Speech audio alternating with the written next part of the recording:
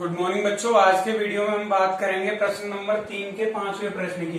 कल मैंने वीडियो में आपको 4 करवा दिए थे, 5वां रह गया था। इसको कंप्लीट कर लेते हैं, फिर आगे करेंगे। ठीक है, तो देखो आपको 5वें में दिया गया है ब्रैकेट में माइनस के 2/3 की पावर -2 और इस पूरे पे पावर दी है 2, यानी माइनस के 2/3 की घात पहले तो दे रखी है -2, फिर पूरे की घात कितनी दे रखी है 2 दे रखी है। तो हम देखेंगे इसको हमें किस तरीके से सॉल्व करना है। तो आप देखोगे घात के ऊपर घात लगी है, तो घातांक का मैंने आपको एक नियम बताया था, यदि घात के ऊपर घात लगी हो तो घातों का क्या हो जाता है, गुणा हो जाता है। तो हम इसको किस तरीके से करेंगे, वही नियम लगाएंगे। a की घात m की घात n बराबर क्या होता है, a की घात m इंटू n।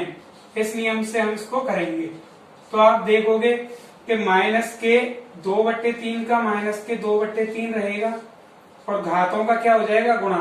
m की जगह कितना दिया गया है -2 और n की जगह दिया गया है 2। ठीक है, तो हम दोनों घातों का गुणा कर देंगे -2 इंटू 2। अब हम देखेंगे आगे कि -2/3 की घात कितनी आ जाएगी। जब -2 को 2 से गुणा करेंगे तो -4 आ जाएगी। हमें मान ज्ञात करना है, तो हम माइनस की घात लेकर मान ज्ञात नहीं कर सकते। कब तक, जब तक कि वो प्लस में चेंज ना हो जाए। तो प्लस में चेंज करने के लिए हम क्या करते हैं, घात का चिन्ह कब बदलता है, जब हम संख्या को पलट देते हैं। तो हम इस संख्या को पलट देंगे, संख्या पलट के कितनी आ जाएगी 3/-2 और घात में कितना आ जाएगा +4। ठीक है भाई। अब हम देखेंगे कि हमें इसका मान ज्ञात करना है। तो आपको ब्रैकेट के बाहर घात 4 दे रखी है, इसका मतलब क्या है, ब्रैकेट की दोनों संख्याओं पे ये घात 4 है। हम इसको 3 की घात 4/2 की -2 की घात 4 लिख सकते हैं। तो हम इसको अलग अलग लिख लेंगे। 3 की घात 4/-2 की घात में कितनी आ जाएगी 4। 3 की घात 4 को 3 इंटू 3 इंटू 3 इंटू 3 4 बार मल्टीप्लाई करेंगे। -2 की घात 4 को -2 इंटू -2 इंटू -2 इंटू -2। अब आगे देखेंगे हम कि इन सबको मल्टीप्लाई करने पर कितना आएगा। 3 तिया 9 तिया 27 तिया 81, कितना आएगा 81 बट्टे माइनस माइनस का प्लस, प्लस माइनस का माइनस और माइनस माइनस का प्लस। तो जो उत्तर आएगा नीचे वो किसमें आएगा, प्लस में। 2 दूनी 4 दूनी 8 दूनी 16, कितना आ जाएगा 16। तो आपका आंसर बनेगा 81/16। तो ये आपका तीसरा प्रश्न कंप्लीट हो गया। अब देखेंगे हम चौथा प्रश्न। ठीक है, अब है हमारा चौथा प्रश्न, जिसमें आपको दिया गया है मान ज्ञात कीजिए।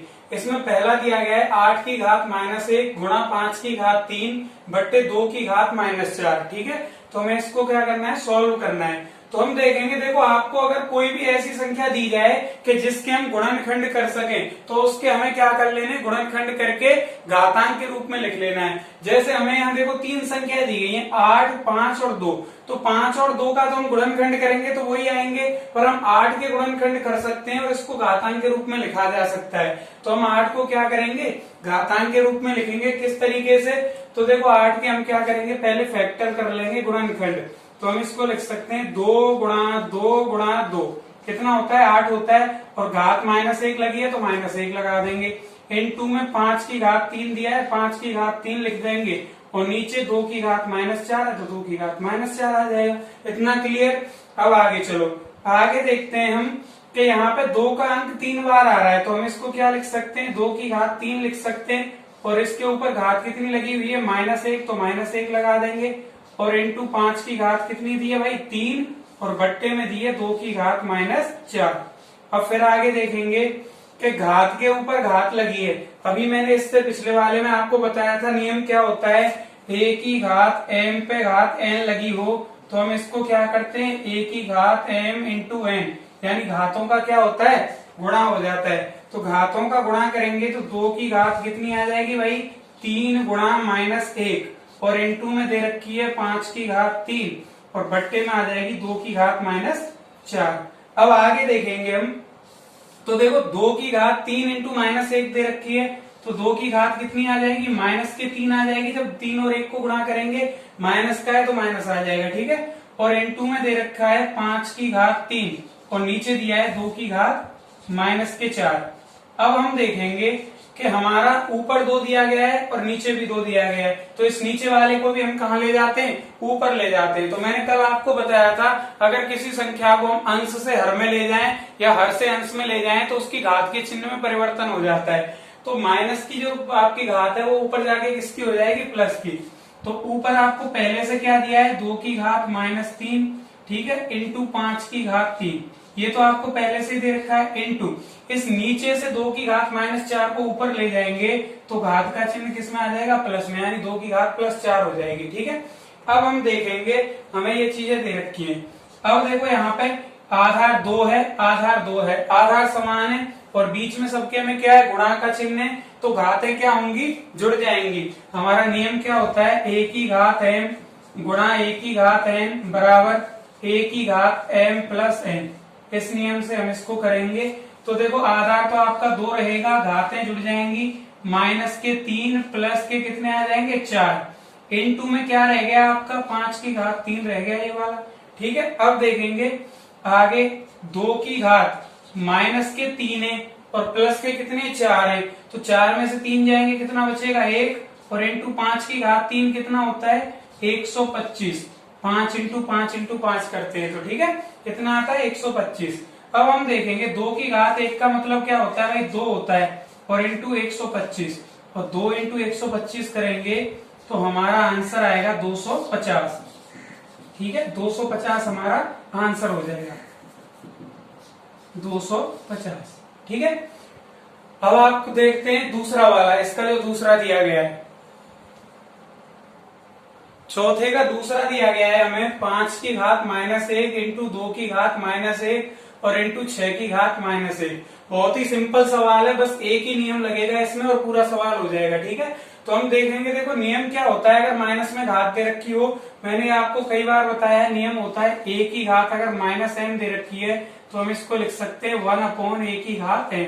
ठीक है, इस नियम से हम इसको पूरे को करेंगे तो आपको दिया गया है 5 की घात -1, तो हम लिखेंगे 1/5 की घात कितनी हो जाएगी, प्लस का 1, इंटू ऐसे 1/2 की घात कितना हो जाएगी, प्लस का 1, इंटू लगा के 1/6 की घात कितनी हो जाएगी भाई, प्लस का 1। अब आगे देखेंगे कि देखो 1/5 की घात 1 दे रखी है, 5 की घात 1 का मतलब क्या होता है 5, इंटू 1/2 की घात 1 कितना होता है, केवल 2 ही होता है, इंटू ऐसे ये कितना हो जाएगा 1/6। अब आपको ब्रैकेट के अंदर मल्टीप्लाई दे रखा है, तो मल्टीप्लाई करेंगे हम किस तरीके से करते हैं, अंशों का गुणनफल बट्टे हरों का गुणनफल। अंशों का करेंगे 1 आ जाएगा, हरों का करेंगे तो 10, 1/10 आ जाएगा, और इंटू में दे रखा है हमें 1/6। ठीक है, फिर से एक मल्टीप्लाई बना, जब मल्टीप्लाई बना तो 1/10 को हमें गुणा करना है किसके साथ, 1/6 के साथ। तो हमें क्या करना है, अंशों का गुणनफल बट्टे हरों का गुणनफल। अंशों का करेंगे 1 आ जाएगा और हरों का करेंगे तो 60 आ जाएगा। यही आपका आंसर होगा 1/60। 10 और 6 को गुणा करने पर 60 और 1 और 1 को करने पर 1। ठीक है, तो ये चौथा प्रश्न आपका कंप्लीट हुआ। अब देखते हैं हम पांचवा प्रश्न। अब है हमारा पांचवा सवाल, इसमें आपको दिया गया है m का मान ज्ञात कीजिए जिसके लिए m की घात 5 भाग m की घात -3 बराबर m की घात 5 दिया है। बहुत ही सिंपल सवाल है, एक ही नियम लगेगा, उसी से आपका हो जाएगा। तो हम देखेंगे, देखो यहाँ पे दोनों आधार समान है और बीच में चिन्ह किसका है, भाग का, तो घातें क्या होंगी भाई हमारी, माइनस हो जाएंगी। मैंने आपको नियम बताया था, नियम क्या होता है हमारा, a की घात m भाग a की घात n बराबर होता है a की घात m -n। इस नियम से हम इसमें लगाएंगे तो हम देखेंगे कि आधार तो हमारा वही रहेगा, कितना 5, घातें घट जाएंगी तो पहली घात आ जाएगी m, घटाने के लिए माइनस आ जाएगा, और दूसरी घात कितनी आ जाएगी, -3, और बराबर में हमें दिया गया है 5 की घात 5।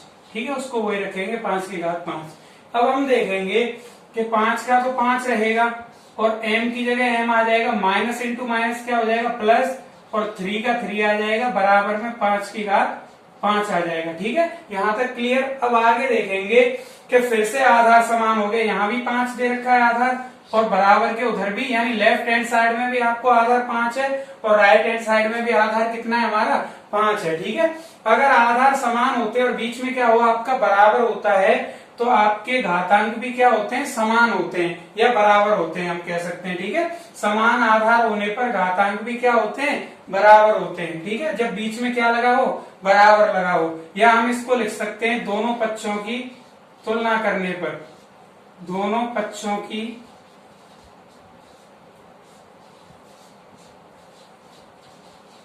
तुलना करने पर,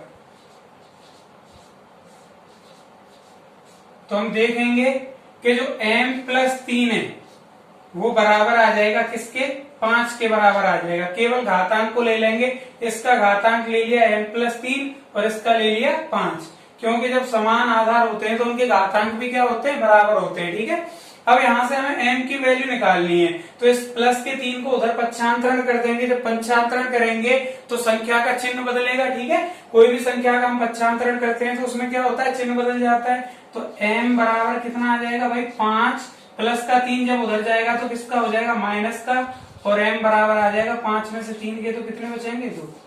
तो m की वैल्यू आपकी कितनी निकल के आ जाएगी, 2 निकल के आ जाएगी। ठीक है, तो इस तरीके से हमने आज 5 तक कंप्लीट कर लिए।